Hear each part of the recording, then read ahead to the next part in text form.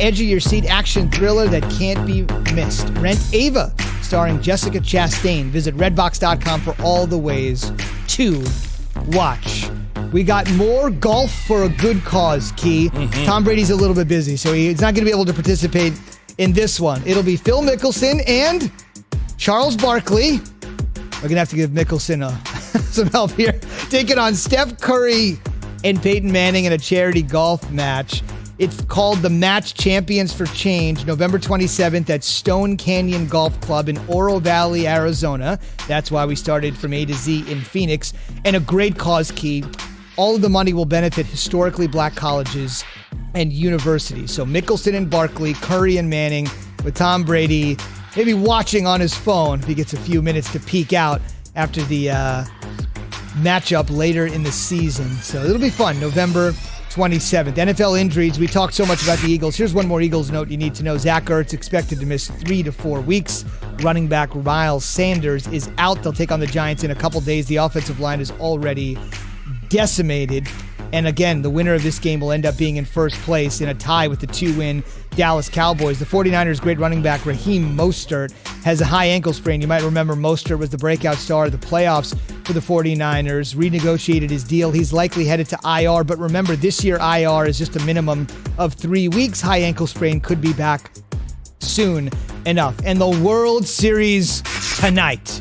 Clayton Kershaw in Game 1 will toe the rubber for Keys Dodgers against Tyler Glasnow at the brand new home. We're going to turn him into glass for sure.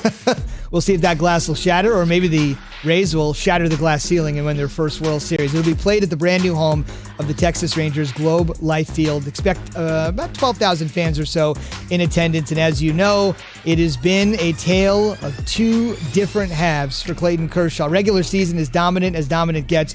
Postseason hasn't certainly been that way. Obviously, most of the Dodger defenders would tell you when you take on somebody in the postseason, the quality of competition certainly ratchets up. World Series, Game 1 tonight, pregame coverage, ESPN Radio, 7:30 Eastern. And every single night that we have the World Series, every ball, every strike, pregame radio, 7:30 Eastern. All right, his ERA in the World Series is not very good. I think it's like 5 or something. 5.40 in the World Series, which is not going to bring it down tonight, though. We'll see. We'll see. That's the plan.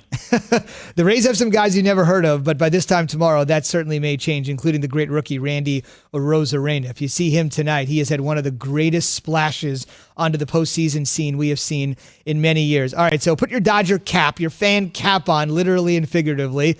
What are you thinking tonight? One of the biggest moments in the managerial career of Dave Roberts, who's been feeling the strain, I think, since day one. Yeah, we first of all, it's going to start with the pitching. Right? Kershaw has to come out and he has to deal. And we have to back him up and support him with runs. The last several outings for him, we really haven't done anything with our bats. For whatever reason, that's the struggling part of it. If you remember several days ago, I had Mark Teixeira on our show. Yep. We had Mark Teixeira on our show.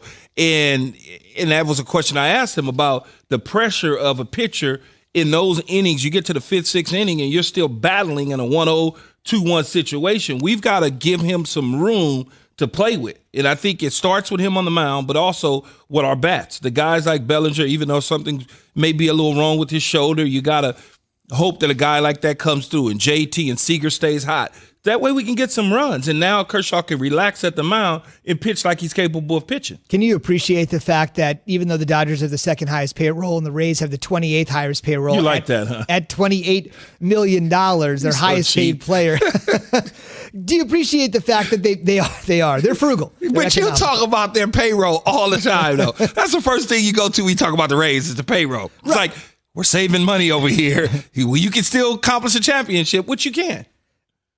You got to tip your cap to them. As a former pro athlete that's played in a variety of organizations with a variety of different approaches, the fact that they're at this stage for the 2nd time in franchise history, utilizing the exact same plan. Let's spend less and win more. And that plan works for the Rays. And Andrew Freeman certainly put that plan in place for them.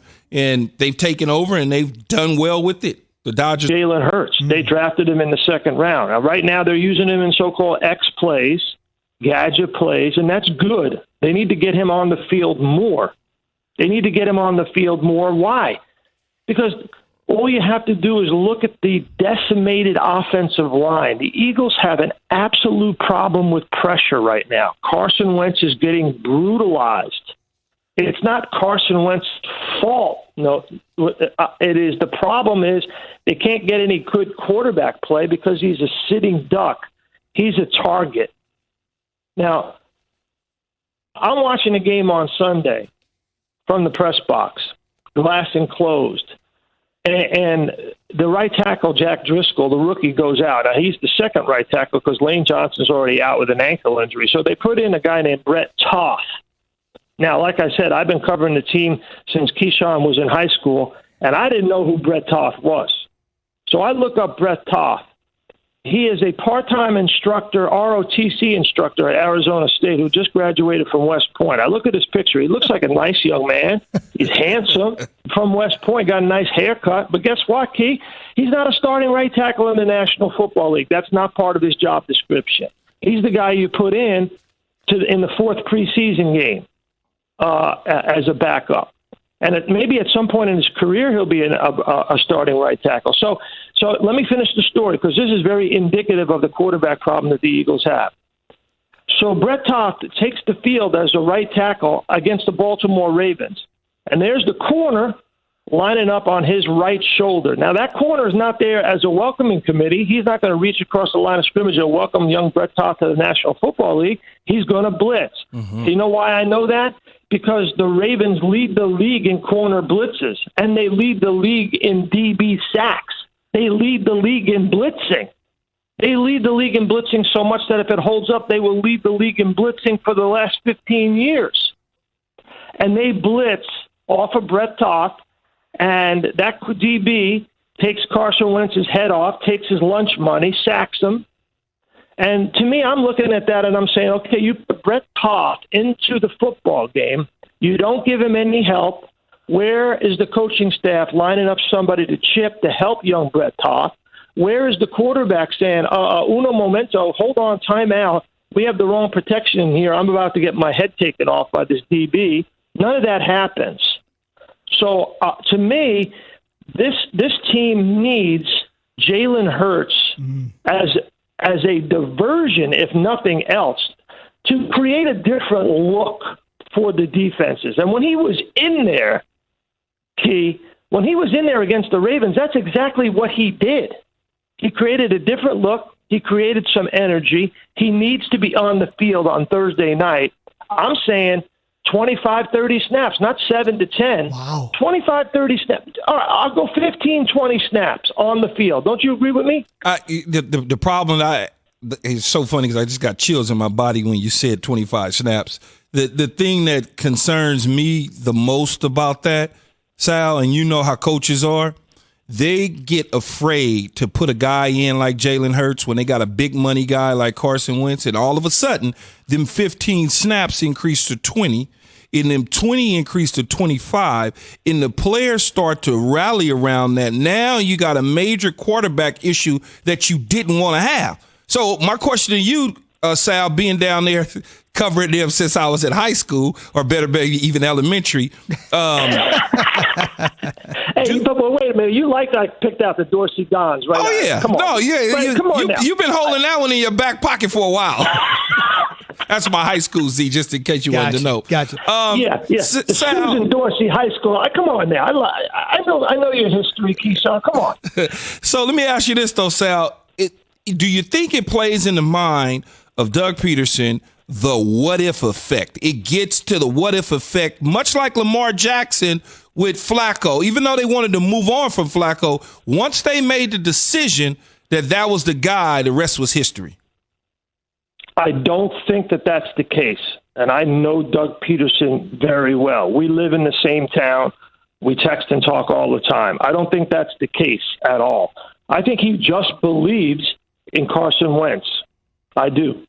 And I do believe that he likes the fact that Jalen Hurts is on the team, and they want to use him more as a Taysom Hill kind of a player. He doesn't want to take Carson off the field and put Jalen Hurts on.